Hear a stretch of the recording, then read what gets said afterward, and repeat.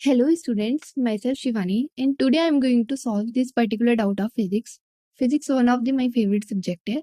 तो अगर आपको कोई भी डाउट आता है तो आप मैं ईमेल मेंशन कर दूंगी, उस पर मुझे सेंड कर सकते हो so that I can upload further video on that. ठीक है, विदाउट एनी डिले इस वाले डाउट को देखते हैं। देखो इसमें क्या दिया हुआ है, डिस्प्लेसमेंट दी हुई है आपको जो कि टाइम के साथ वेरी कर रही है और आपको अल्फा और बीटा दो है, ये पॉजिटिव कांस्टेंट है और आपको वेलोसिटी बतानी है। ठीक है, तो देखो एक्स आपको क्या दिया हुआ है, ए ई की पावर माइनस का अल्फा टी प्लस में बी ई की पावर बीटा टी।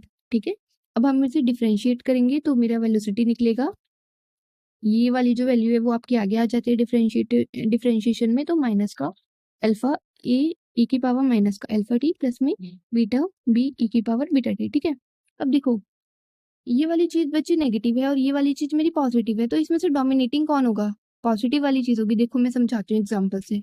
अगर मेरा प्लस का 5 है माइनस का 3 है तो आप क्या लिखोगे, आंसर प्लस का 2 लिखोगे।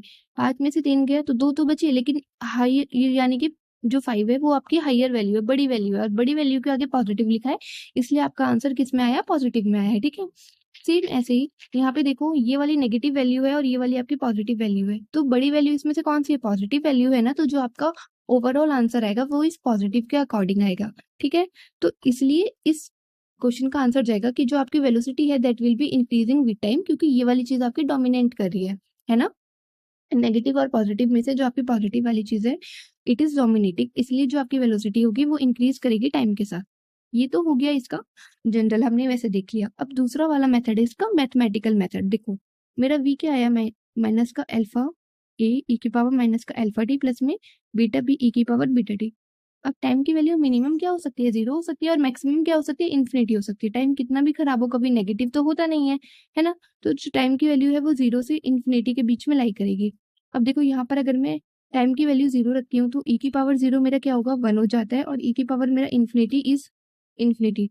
तो 1 से इन्फिनिटी के बीच में ये वाली चीज मेरी क्या हो रही है, इंक्रीज कर रही है। ठीक है, तो जो वेलोसिटी है ये वाली जो टर्म है ये 1 से इन्फिनिटी के बीच में लाई करी, यानी कि स्टार्टिंग में 1 था, ई की पावर 0 पे ये वैल्यू 1 थी और ई की पावर इन्फिनिटी पे ये इन्फिनिटी, यानी कि कंटिन्यूसली इंक्रीज कर रही है।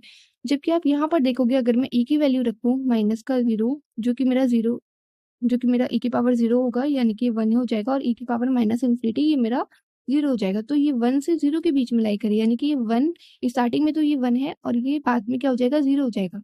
तो ये मेरी डिक्रीज कर रही है टाइम के साथ, है ना। और ये वाली जो टर्म है इसके आगे पॉजिटिव है और ये पॉजिटिव है क्योंकि, तो ये डोमिनेट करेगा और ये टाइम के साथ इंक्रीज करेगी, इसलिए भी इसका आंसर क्या है, go on increasing with time. तो मैंने आपको दो इसके आंसर दे दिए, एक तो आप इसको नॉर्मली सिंपल देख सकते हो और दूसरा आप इसको मैथमेटिकल में ई की वैल्यू पुट करके देख सकते हो। ठीक है, दोनों से ही आंसर आपका क्या आएगा कि जो वेलोसिटी है that will increase with time. ठीक है, तो अगर आपको कोई भी डाउट आता है आप मुझे कमेंट सेक्शन में बता देना। ठीक है, और अच्छे से पढ़ाई करो, ध्यान रखो अपना, क्योंकि एट लास्ट तुमसे ज्यादा इंपॉर्टेंट कुछ भी नहीं है। ठीक है, बाय बाय, टेक केयर।